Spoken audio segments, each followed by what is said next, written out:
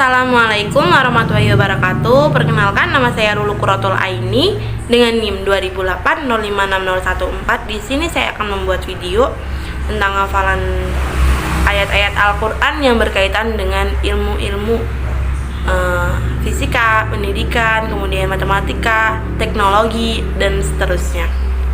Yang pertama, saya akan menghafalkan ayat-ayat Al-Quran yang berhubungan dengan ilmu biologi terdapat dalam Quran Surat Al-Hijr ayat 22. Bismillahirrahmanirrahim. Wa arsalna riyaha lawaqiha fa anzalna minas samaa'i ma'an fa asqaynakumuh wa ma antum lahu bikhazinin, yang artinya kami telah meniupkan angin untuk mengawinkan, maka kami menurunkan hujan dari langit lalu memberimu minum dengan air itu, sedangkan kamu bukanlah orang-orang yang menyimpannya. Bentuk jamak dari kata laki yaitu unta betina yang menampung lik. Kata lik berarti itu air sperma atau benih kelahiran anak yang dikandung jantan, baik binatang, tumbuhan maupun manusia. Hal ini juga betina yang menampung kemudian melahirkan anak. Boleh jadi juga kata lawaki itu merupakan bentuk jamak dari kata mulakih, yakni jantan yang membuahi betina. Dan dalam tafsir Al-Muntahab itu menyatakan bahwa ayat ini dapat menunjukkan apa yang dibuktikan oleh perkembangan ilmu pengetahuan modern, bahwa angin itu merupakan faktor penting dalam penyerbukan pada tumbuh-tumbuhan. Kemudian selain itu, sebelum awal abad 20 belum pernah diketahui bahwa angin itu dapat membuahi awan dengan sesuatu yang menghasilkan hujan. Seperti ditemukan pula hujan terjadinya perputaran air mulai dari penguapan air di permukaan laut, kemudian permukaan laut yang berakhir dengan turunnya kembali uap itu ke atas permukaan bumi yang disebut hujan ya. Dan air hujan itu dapat sebagai penyiraman bagi kita semua makhluk hidup, termasuk bumi itu sendiri. Kemudian apa sih hikmah mempelajari ayat-ayat yang berkaitan dengan biologi ini? Yang pertama, kita dapat menunjukkan bahwa kemujizatan Al-Quran itu baik dari segi bahasa maupun substansi yang terkandung di dalamnya. Kemudian yang kedua, kita dapat semangat untuk mempelajari ilmu alam dengan secara meningkat. Nah, dalam mempelajari ayat-ayat tentang ilmu alam pada umumnya nih, kita tuh ilmu biologi pada khususnya, kita tuh jadi tahu bahwa ayat-ayat yang di dalam Al-Quran itu akan membahas ilmu alam jauh lebih banyak dibanding ilmu hukum atau fikih, sehingga semangat kita untuk belajar dan melakukan penelitian semakin meningkat. Bahkan jumlah ayat di dalam Al-Quran yang mengarahkan kita kepada terbukanya ilmu pengetahuan terdapat antara 800 sampai 1000-an ayat, sedangkan tentang hukum hanya sekitar 200-an ayat. Kemudian ayat-ayat Al-Quran tentang ilmu fisika yaitu terdapat dalam Quran Surat Al-Qamar ayat 49, yaitu yang berbunyi Bismillahirrahmanirrahim. Inna kulla syai'in khalaqnahu biqadar, yang artinya sungguh kami menciptakan segala sesuatu menurut ukuran. Asy-Syihab menafsirkan bahwa qadar pada ayat di atas itu diperselisihkan oleh para ulama, yang artinya berbagai macam, menurut ulama itu berbagai macam arti dan terjemahan. Itu disebutkan bahwa ayat ini menjelaskan bahwa sesungguhnya yang terdapat dalam kehidupan ini adalah dengan ketentuan Allah dan pembentukannya. Kemudian menurut ketentuan hikmahnya yang maha bijaksana dan aturannya yang menyeluruh dan sesuai dengan sunnah-sunnah yang dia letakkan kepada makhluknya, yang artinya eksistensi fisika tidak dilakukan lagi dalam kehidupan manusia, karena Allah Subhanahu wa Ta'ala pun telah menggunakan bagian dari matematika dalam penciptaan. Kemudian Islam juga mengajarkan manusia untuk menuntut ilmu pengetahuan. Salah satu ilmu yang penting dipelajari yaitu fisika. Di atas juga menunjukkan bahwa air yang ada di alam semesta ini juga mempunyai ukuran kadar takdir ya, dan ada batasannya pada hubungan air dan suhu yang mempunyai ukuran yang diaplikasikan dengan alat yang bernama termometer.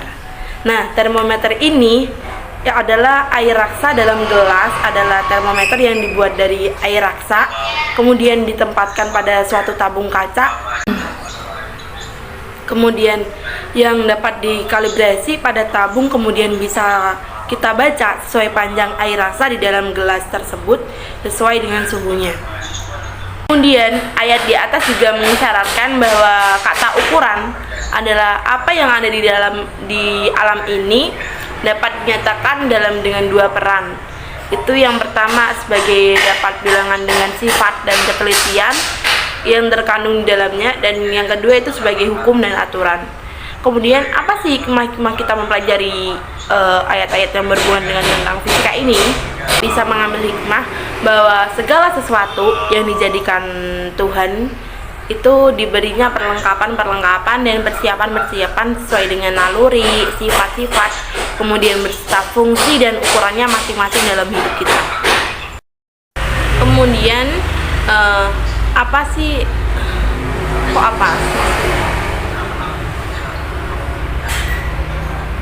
Kemudian ayat-ayat yang berkaitan tentang ilmu matematika, yaitu terdapat dalam Quran Surat Al-Kahfi ayat 25, yaitu tentang penjumlahan. Artinya Bismillahirrahmanirrahim.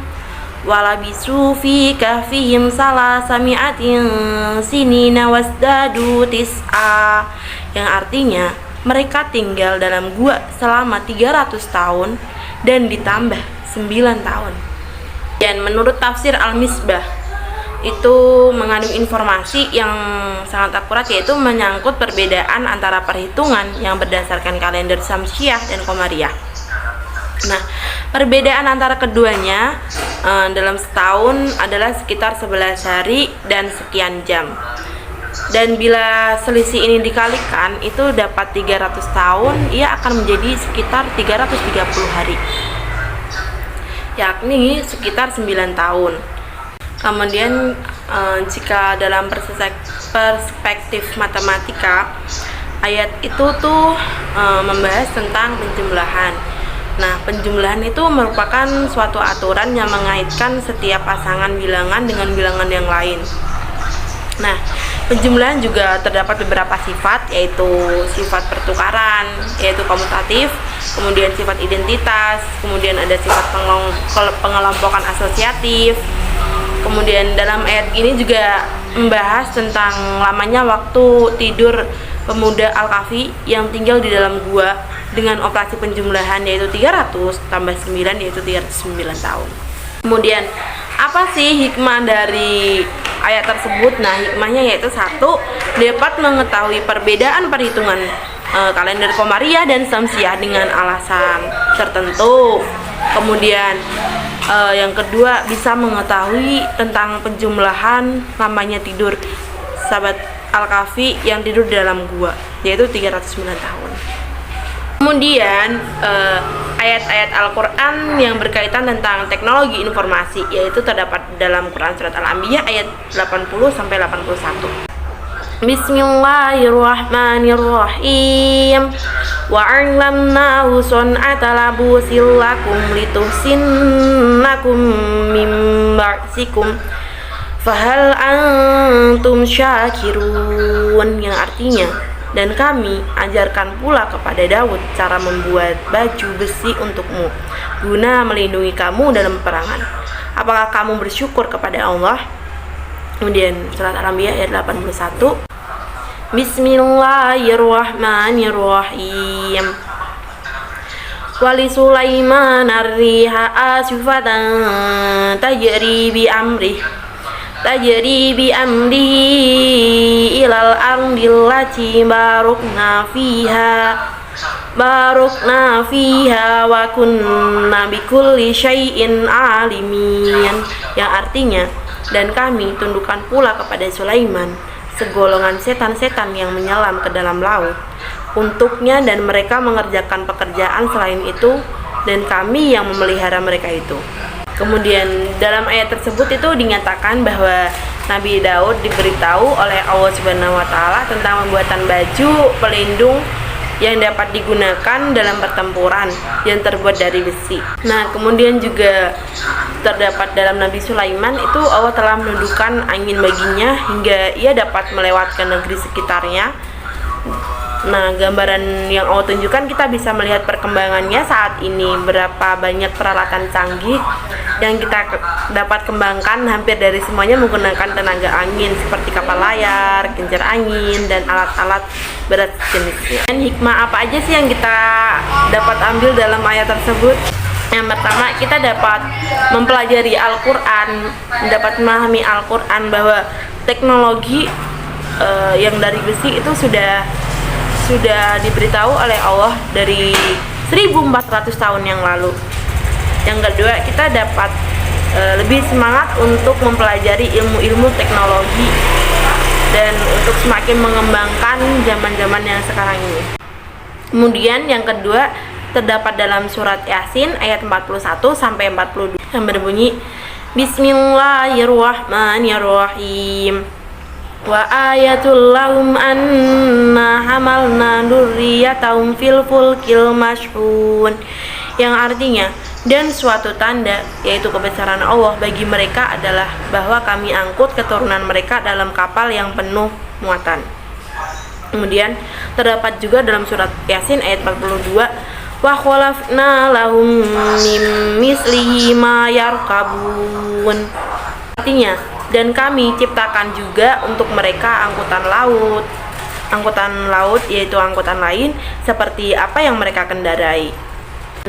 Dalam ayat ini Allah tuh menerangkan tentang Nabi Nuh, pengetahuan tentang cara pembuatan perahu itu dari cara membuat kayu, memotong kayu sampai dapat digunakan. Kemudian dalam ayat 42 Allah juga menerangkan tentang informasi alat transformasi yang dapat digunakan manusia seperti perahu, kemudian kayu yang menjadi perahu, kemudian kayu yang menjadi inian perahu, seperti itu ya. Kemudian tafsirnya yaitu ketika kita sedang menjalani kehidupan seperti sedang menciptakan alat transportasi atau alat-alat mesin yang lain, manusia itu diminta untuk terus berusaha, berikhtiar, dan jangan putus asa dalam menghadapi apapun, karena setiap takdir kehidupan pasti ada cobaan yang datang. Kemudian hikmah dari ayat ini yang dapat kita ambil yaitu yang pertama, kita harus tetap berusaha, yang kedua kita harus tetap berikhtiar dalam menghadapi apapun dan sesuatu, yang ketiga kita harus sabar, kemudian jangan menyerah karena setiap kehidupan pasti ada cobaan. Kemudian yang keempat, kita harus tetap ibadah dan terus jangan sampai terlena kehidupan akhirat, dan kita jangan begitu asik dan fokus mengejar harta benda kita yang di dunia. Kita juga harus menyiapkan bekal kita untuk di akhirat nanti. Kemudian hikmah yang dapat kita ambil yaitu yang pertama, kita dapat terus berusaha, yang kedua kita dapat terus berikhtiar dalam menghadapi apapun, terus yang ketiga kita harus sabar, yang keempat kita tidak boleh meninggalkan ibadah dan terus berikhtiar. Jangan sampai terlena dengan kehidupan akhir, jangan sampai terlena terhadap kehidupan sehingga kita meninggalkan akhirat gitu. Kemudian ayat-ayat Al-Quran yang berkaitan tentang pendidikan terdapat dalam surat Ali Imran ayat 20. Bismillahirrahmanirrahim. Ya ayyuhalladzina amanu taqullaha haqqa tuqatih wa la tamutunna illa wa antum muslimun, yang artinya hai orang-orang yang beriman, Bertakwalah kepada Allah sebenar-benar takwa kepada Allah, dan jangan sekali-kali kamu mati melainkan dalam keadaan beragama Islam. Kemudian firman Allah yang mengenai arti bertakwalah kepada Allah dengan sebenar-benar takwa kepadanya, Abdullah bin Mas'ud itu berkata, maksudnya adalah hendaknya Allah itu ditaati dan jangan didurhakai atau diduakan. Kemudian diingat dan jangan dilupakan serta disyukuri dan jangan dikufuri. Dalam ayat lain yaitu, dan janganlah sekali-kali kalian mati melainkan dalam keadaan beragama Islam, yakni yaitu peliharalah Islam sepanjang waktu supaya kalian mati dalam keadaan Islam. Kemudian Imam Ahmad juga meriwayatkan dari Abdullah bin Umar, beliau berkata bahwa Rasulullah SAW bersabda, barang siapa ingin dijauhkan dari neraka dan dimasukkan ke dalam surga, hendaklah ia mati dalam keadaan beriman kepada Allah dan hari akhir serta mendatangkan kepada manusia sesuatu yang ia sendiri ingin didatangkan seperti itu. Kemudian nilai-nilai apa saja yang dapat terkandung dalam ayat ini? Yang pertama, kita harus taat dan patuh kepada Allah dan tidak menduakan kepada Allah.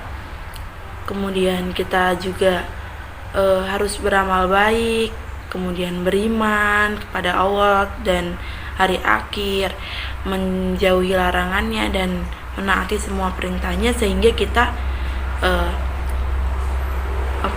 bisa dimasukkan ke dalam surga dan dapat golongan orang-orang yang beriman kepada Allah. Kemudian ayat yang kedua yaitu terdapat dalam surat Al-Qasas ayat 7. Bismillahirrahmanirrahim. Wabtaghi fima atakallahu ad-darul akhirah wala tansa nasibaka minad dunya wa ahsin kama ahsanallahu ilaik wala tabghil fasada fil ard innallaha la yuhibbul mufsidin, yang artinya, dan carilah pada apa yang telah dianugerahkan oleh Allah kepadamu, yaitu kebahagiaan negeri akhirat. Kemudian, dan janganlah kamu melupakan bagianmu dari kenikmatan duniawi, dan berbuat baiklah kepada orang lain sebagaimana Allah telah berbuat baik kepadamu, dan janganlah kamu berbuat kerusakan di muka bumi, sesungguhnya Allah tidak menyukai orang-orang yang berbuat kerusakan. Kemudian tafsir dari ayat di atas menurut Kemenak adalah Allah menerangkan 4 macam nasihat dan petunjuk yang ditujukan kepada Qarun dan oleh kaumnya. Yaitu nasihatnya yaitu tidak berarti seseorang hanya boleh beribadah murni atau mahdoh dan melarang memperhatikan dunia. Berusahalah sekuat tenaga dan pikiran untuk memperoleh harta, dan carilah pahala negeri akhirat dengan apa yang telah dianugerahkan oleh Allah kepadamu di dunia. Kemudian berupa kekayaan dan karunia lainnya, dengan menginfakkan dan menggunakannya di jalan Allah seperti sedekah, infak jariah dan lain sebagainya. Kemudian akan tetapi pada saat yang sama janganlah kamu melupakan bagianmu dan kenikmatanmu di dunia dengan tanpa berlebihan, dan berbuat baiklah kepada semua orang dengan bersedekah sebagaimana atau disebabkan karena Allah telah berbuat baik kepadamu, merahmatkan nikmatnya, dan janganlah kamu berbuat kerusakan dalam bentuk apapun dan bagaimanapun itu berada di bagian bumi manapun, seperti menebang pohon sembarangan, kemudian membuang sampah sembarangan dan lain sebagainya. Sungguh Allah itu tidak menyukai orang yang berbuat kerusakan dan akan memberikan balasan atas kejahatan tersebut. Dan kemudian nilai apa saja sih yang terkandung di dalam ayat itu? Nah, yaitu yang pertama, ketika kita diberikan kekayaan yang berlimpah ruah, kemudian sebagai bentuk harta ataupun yang lainnya itu, maka hendaklah kita memanfaatkan harta kita yang kita punya nih, memanfaatkannya di jalan Allah seperti sedekah, infak, sumbang ke masjid, dan serta kita tidak boleh sombong, kemudian patuh dan taat kepada perintahnya, mendekatkan diri kepadanya untuk memperoleh pahala sebanyak-banyaknya di dunia dan di akhirat. Kemudian ayat-ayat Al-Quran apa aja sih yang berkaitan tentang kimia? Yaitu saya akan menghafalkan 2 ayat Al-Quran, yaitu yang pertama terdapat dalam Quran surat Al-Mu'minun ayat 20 yang berbunyi Bismillahirrahmanirrahim wa syajaratan takhruju min turi saina'atum butu bidduhan min turi saina'atum butu bidduhni wasib'il lil akilin. Al-Mu'minun ayat 20, yang artinya, kami tumbuhkan pohon zaitun yang tumbuh di Bukit Sinai yang menghasilkan minyak dan lauk pauk pembangkit selera bagi orang-orang yang makannya. Al-Mu'minun ayat 20. Tafsir Al-Misbah, Quraisy Shihab menafsirkan kata Tursina itu terdiri dari kata Tur yang berarti gunung dan Saina yang berarti cahaya. Kemudian ada juga yang memahami kata Sina itu dalam arti indah atau nama pohon yang banyak ditemukan di sana. Tursina berada di Gunung Sinai, Mesir. Kemudian penyebutan pohon zaitun secara khusus di Sinai boleh jadi karena di sana asal mulanya ditemukannya pohon itu. Pohon zaitun juga merupakan salah satu karunia Allah yang sangat besar karena dia itu merupakan jenis pohon kayu yang berumur ratusan tahun, sehingga manusia seperti kita dapat memetiknya dalam jangka waktu yang sangat panjang. Kata sibgi terambil dari kata sabago yang berarti menyelup guna memberi warna. Kemudian makna ini terus berkembang sehingga mencakup segala sesuatu yang dicelupkan pada sesuatu yang lain. Pohon zaitun juga pohon yang sangat kecil tapi dia berumur panjang dan daya tahannya kuat meskipun di tempat gersang. Pohon ini juga tahan lama sehingga dapat dipakai untuk manusia dalam jangka waktu yang lama. Kemudian juga bisa kita minyak zaitun bisa kita olah sebagai minyak untuk makanan, kemudian untuk kesehatan dan lain sebagainya. Kemudian yang kedua terdapat dalam surat An-Nisa ayat 40 yang berbunyi Bismillahirrahmanirrahim Innallaha la yudlimu misqala dzarrah wa in taku hasanatan yudha'ifha wa yu'ti min ladunhu ajran 'azima. Yang artinya, sesungguhnya Allah tidak akan menzalimi seseorang walaupun sebesar zarrah.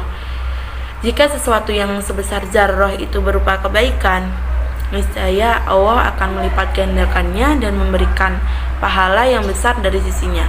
Quran surat An-Nisa ayat 40. Dalam tafsir Al-Azhar bahwa zaman dahulu tuh tentang penyelidikan tentang zarrah belum meluas seperti sekarang. Nah, kata zarrah di sini juga diartikan sebagai hal yang paling kecil tetapi memiliki tenaga yang sangat luar biasa. Sebab Allah tidak akan menganiaya atau tidak akan mengurangi pahala seseorang walau seberat zarrah. Karena suatu amal kebaikan walau sebesar zarrah akan dipergandakannya dan akan diberikan langsung kepadanya. Kemudian innallaha la yudlimu misqala dzarrah. Maksud dari ayat tersebut adalah Allah tidak akan mengurangi pahala orang-orang yang mengerjakan kebaikan walaupun sebesar zarrah. Bahkan kalau dia berbuat baik, pahalanya bahkan akan dilipat gandakan oleh Allah Subhanahu wa taala. Dan dia juga tidak akan Allah juga tidak akan menyiksa.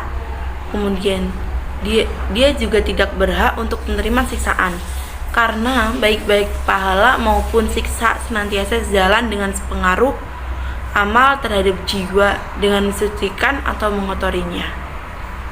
Kemudian nilai apa saja sih yang terkandung dalam ayat ini? Nah, yang pertama, yang Allah itu tidak akan mengurangi pahala orang-orang yang mengerjakan kebaikan walaupun sebesar zarrah. Kemudian yang kedua, Allah juga tidak akan menyiksa atau tidak berhak menerima, kita juga tidak berhak untuk menerima siksaan karena baik pahala maupun siksa senantiasa sejalan dengan sepengaruh amal terhadap jiwa dengan mensucikan atau mengotorinya. Dan yang ketiga, kita sebagai orang mukmin wajib untuk melaksanakan perintah-perintah Allah. Yang keempat, dan kita janganlah usia kita dihabiskan percuma untuk yang tidak berguna seperti hal-hal yang buruk, karena itu tidak akan lepas dari catatan Allah walaupun sebesar zarrah. Kemudian kita juga bisa memahami kegunaan dan bahaya dari setiap zat kimia yang ada di lingkungan. Kemudian kita juga bisa mengetahui manfaat dan kandungan dari suatu yang di sekitar kita seperti buah zaitun. Kemudian kita juga bisa memahami kegunaan dan bahaya dari setiap apa yang di sekitar kita. Sekian dari saya. Apabila terdapat salah kata maupun tutur kata yang kurang berkenan di hati Anda, saya minta maaf sebesar-besarnya. Wassalamualaikum warahmatullahi wabarakatuh.